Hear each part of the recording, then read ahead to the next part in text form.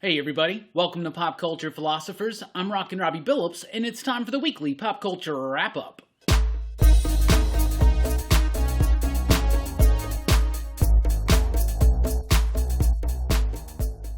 That's right, everybody. Thanks for checking out the video. I am Rockin Robbie Billups. This is the weekly Pop Culture Wrap-Up. It's the show where I go over the week's pop culture news, mostly comic books, movies, a little bit of TV here and there. But before we get into that, I gotta give a mad welcome to Jim Robertson, who just recently joined us in support over at patreon.com/PCP. Jim, welcome to the Patreon PCP family. We really do appreciate it. I hope you're doing well, and don't forget one more thing. Station! That's right, let's get in to some really exciting comic book news. DC Infinite Frontier.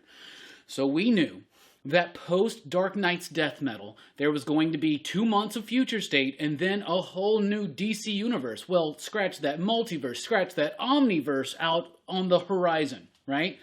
And we've been really anticipating some new announcements about new creative teams on books, like we knew Bendis was out on Superman, who's coming in. A lot of these announcements have started coming through, including this one-shot. This is going to be a giant one-shot called DC Infinite Frontier.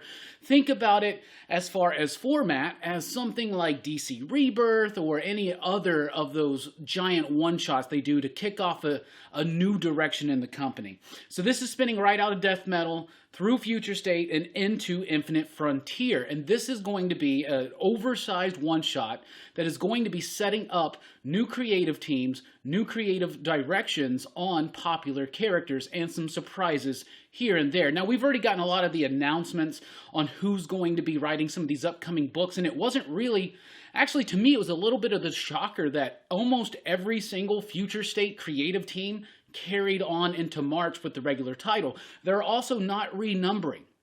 So, for instance, when the new Justice League team comes in, it's at issue like 59 or whatever. It's not new number ones, things like that. So, this one-shot's going to have a lot of those creators setting up their stories. James Tynion is really going to take a central role here at times because of setting up so much stuff in the Batman universe for 2021. It's also going to be spearheaded by Joshua Williamson and a little bit of Scott Snyder. In fact, Snyder, Tynion, and Williamson are working together on the framing story. This is something that we've seen in many of the death metal one-shots, so it's no surprise. It will be filled with teases into what's coming up in the different books and the different sections of the DC Universe. That will be dropping in March, along with the slate of their new creative teams.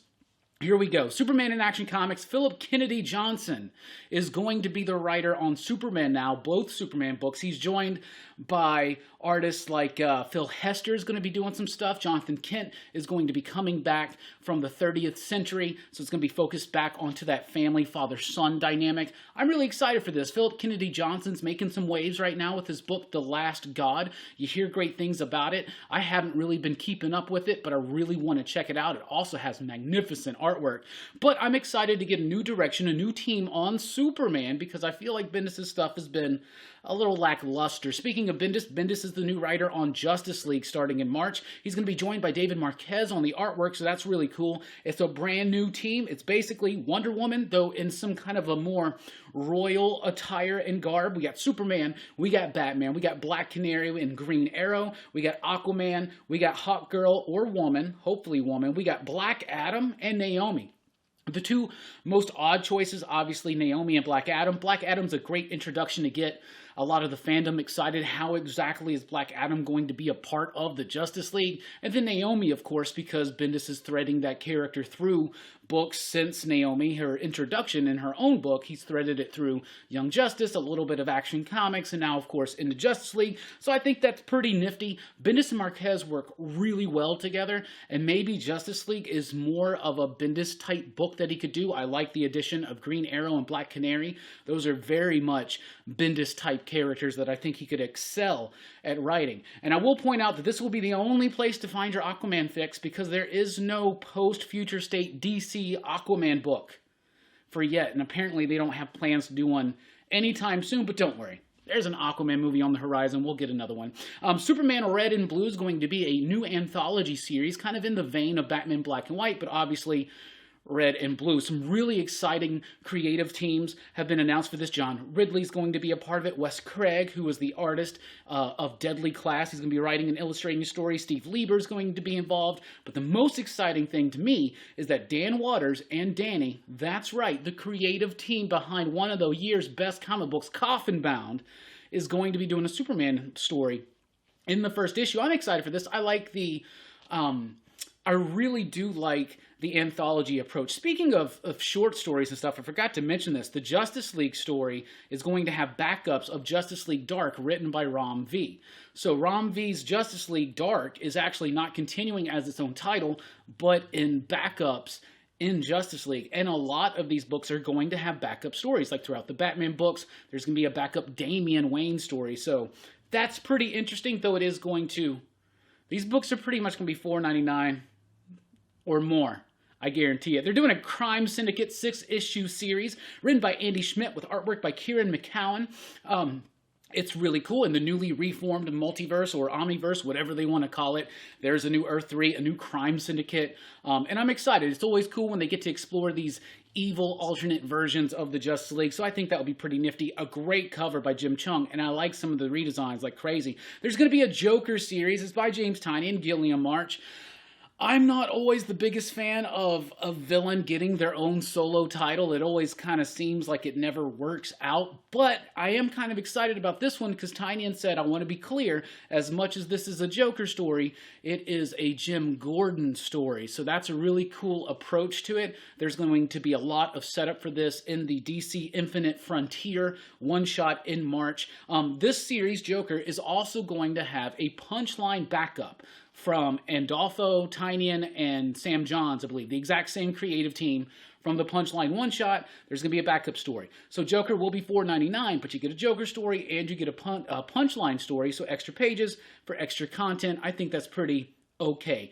Nightwing is going to relaunch. Well, not relaunch, it's continuing the same numbering, but Tom Taylor and Bruno Redondo are going to be the new creative team on Nightwing. I could not be more thrilled. They literally had one of DC's best comics this year with Suicide Squad. It was a book that introduced new characters that were very compelling, but it also told the story in a very stylish and really profound and cool and on-point type of way with a lot of flair. And I really am excited because I think this is the first time I've been excited for a Nightwing team in a long time. Sensational Wonder Woman is going to be a new digital-first series that will eventually see print, focusing on Wonder Woman, written by Stephanie Phillips, who was also the writer on the new Harley Quinn book. Another announcement I'm excited for. Megan Hetrick on the artwork for this one. So it's a digital first series. They're going to be releasing chapters here and there, and then of course they're going to collect it together either in the trade paperback or release it in its own form. But there's a new Wonder Woman movie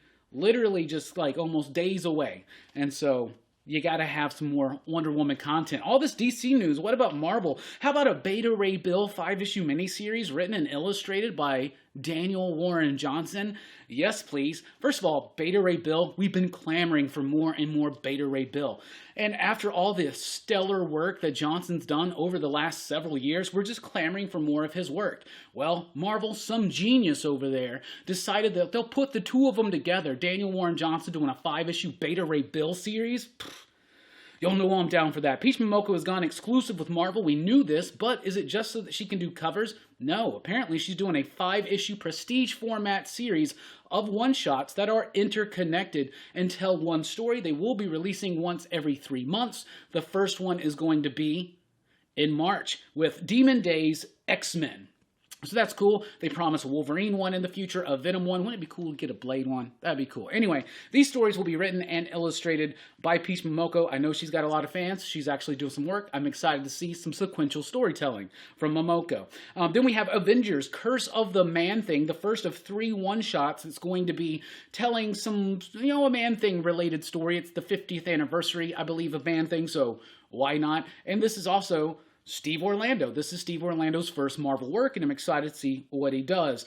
Free Comic Book Day has been announced for 2021. It's August this year. August 14th, 2021 will be Free Comic Book Day. This is timed to coincide with the release of The Suicide Squad, the new James Gunn film.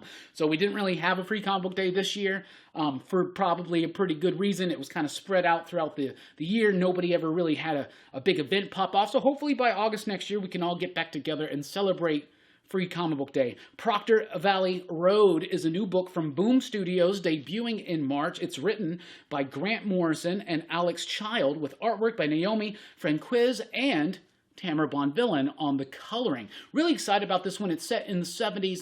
It's about these young ladies who are trying to fund a trip to go see one of their favorite bands. So they're giving monster tours or something. But what happens when the monsters in real life and the monsters, those fantastical monsters, start coming out? It's co-written by Grant Morrison. It's already being developed for a TV show. Morrison is all multimedia right now, and I'm loving it. I think Grant could not have, I mean, seriously, just fantastic stuff, and I'm really excited. If Grant's attached to it, you know I am down. So that's what we got for you this week. What's coming up here at Pop Culture Philosophers tonight? Over at Dylan's Comics, link in the description down below. Be sure to sub up to Dylan because we'll be doing lots of content with him going forward, as we already have, including the new Dylan's Horror Show starting January 9th, in which I will be the co-host. So I'm very, very excited to talk about horror pretty much every single week with Dylan and you.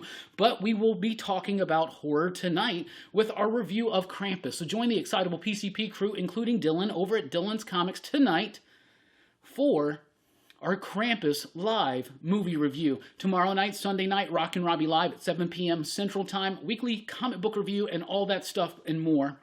And then, don't forget, Wednesday night, December 23rd, it's Festivus. Come celebrate Festivus with the PCP crew, because it's our third annual Festivus stream. That starts at 8 p.m. Central Time. We'll be airing our grievances. We will be displaying feats of strength, and we'll just be having a grand old time here, celebrating the holiday season, more importantly, Festivus, and having a cup of cheer with you, the PCP Army. So thank you so much for all your support throughout the year. We really do appreciate it. Thank you for watching this video. Please do like, share, and subscribe. Join us over at Pop Culture Philosophers for podcast.com for podcasts and a whole lot more. I've been Rockin Robbie Billups. Thanks for rocking with us. Keep on living. Happy Festivus.